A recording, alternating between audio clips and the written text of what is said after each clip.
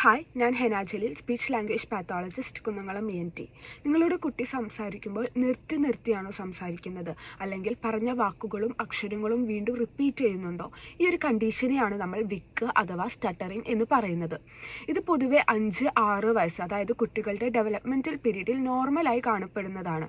പക്ഷേ 10% കൂടുതലും കുട്ടി ഈ ഒരു രീതിയിലാണ് സംസാരിക്കുന്നതെങ്കിൽ അത് വേഗം തന്നെ ഏതെങ്കിലും സ്പീച്ച് തെറപ്പിസ്റ്റിനെ കൺസൾട്ട് ചെയ്യേണ്ടതാണ്. വിക്ക് എന്നത് കുട്ടികളിൽ മാത്രമല്ല അഡൾട്ടിലും കാണപ്പെടുന്ന ഒരു കണ്ടീഷനാണ്.